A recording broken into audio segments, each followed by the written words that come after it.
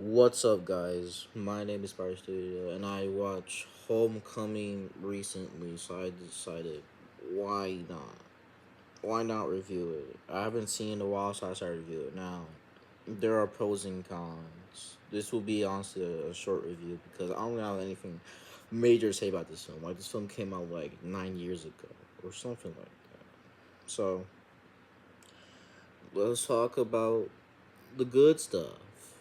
All of these three are honestly the best characters in film. Tom Holland because he's Tom Holland. Robert Downey Jr. because he's Robert Downey Jr. And Michael Keaton is Michael Keaton. But honestly, on a serious note, Spider-Man, I don't know why, but the suit, it looks good right here, but in some parts of the movie, it just looks weird to me. I don't know why, but like at some points, it looks weird to me. And I really wish that the Stanley cameo in that film, in this film, was a bit longer, I guess, or at least like one more scene of Stanley because he's goated. Rest in peace. And I really like how Iron Man just feels like himself. Like, I don't have anything just much to say about Iron Man. Iron Man just feels like himself. Like, he really just feels like himself, which I like. There's no character development. He feels like himself. But I really wish Spider-Man himself suffered more consequences. There's like this one scene in the movie where he like quits the team he was in, but then somehow later he just gets back in. I don't think that's how it normally works. I really wish he suffered more consequences. I think he did suffer. You know what?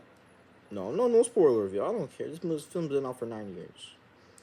There's like this one consequence where Peter left his date Liz at the homecoming dance, and then he just left, and then he left, and then like Liz doesn't like him anymore, and she like kind of despises him. Something like that. So yeah, I really think Peter should have suffered more consequences. I mean, not like too much, but suffered some consequences. Also, there's like this one stupid scene where Ned leads. So you see, Spider-Man's walking to the room, right? He takes off his mask. He closes the door, right? So I'm at the scene. They turns around, and Ned Leeds is like right there. I'm like, what? Why is Ned Leeds in his and Ned Leeds is in his room for something stupid, and then how does Spider-Man not sense him? I thought one of Spider-Man's abilities is that he has spider sense, like he can sense things near him, kind of like Daredevil, but no, they just forgot that he has that power. So a lot of this movie he gets hit by something he should have sensed. It's kind of stupid. I don't know why they forgot his that ability. They didn't have it like Civil War. He was like dodging most of the attacks from people in Civil War. Him dodging everything is kind of OP, but him not dodging like the majority of things is kind of weird since he literally has the ability to sense when something or someone's coming near him. But I do like how Spider-Man has a limit on web fluid, and I also really like the action.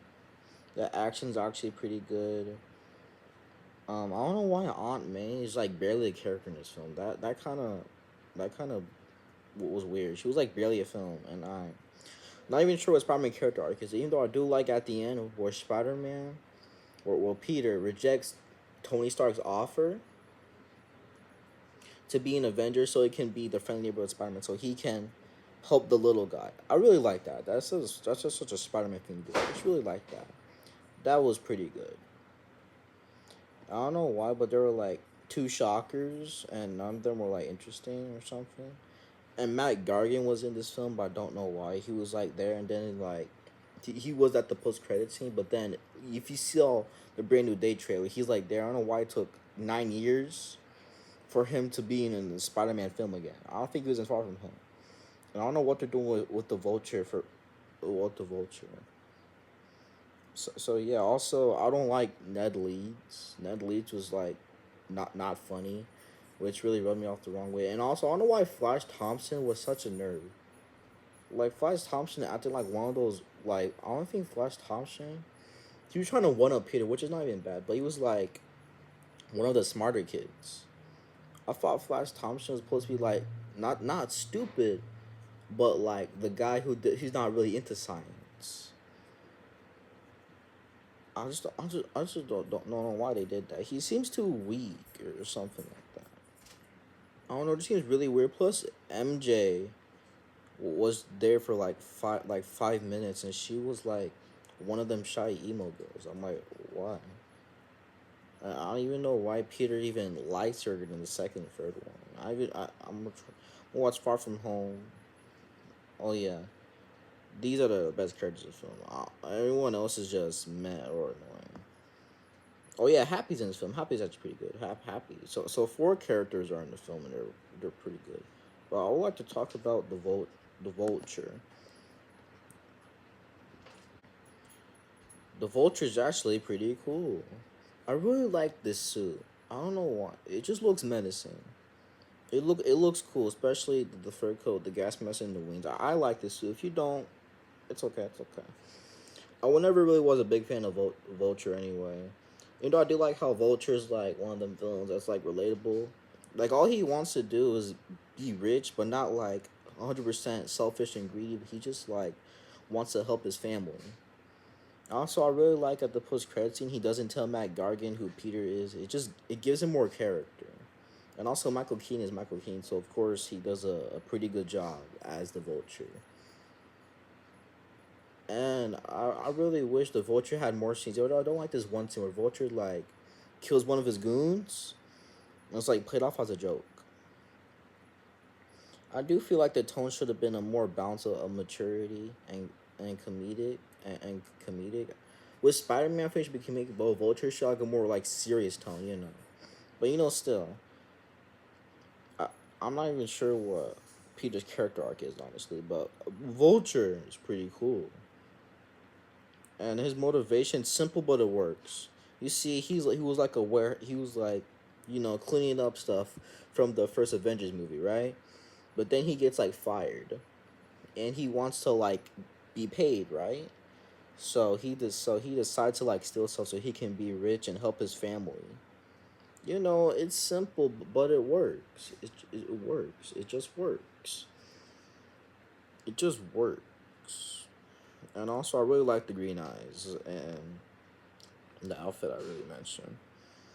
Honestly, I think this movie's okay. It's not terrible or awful. It's not amazing either. It's not good. Also, the ending. Oh yeah, matter of fact, some jokes work, but not all of them work, which is kind of a problem since Spider Man is jokes. Like he makes a ton of jokes. He literally uses jokes to rage bait his villains into like not think and get mad. He does it with the Rhino all the time. So yeah, this film is okay. I give it an extremely high 6 out of 10. I'm gonna watch Far From Home. I'm gonna try to see if I can find No Way Home because I'm watching this stuff on Disney Plus. I'm not trying to go to Netflix. I hate Netflix. Even though if you love Netflix, that's just you. That's you. Anyway, make sure to like, comment, and subscribe. And I'll probably review Far From Home anyway. Anyway, have a good day, everyone.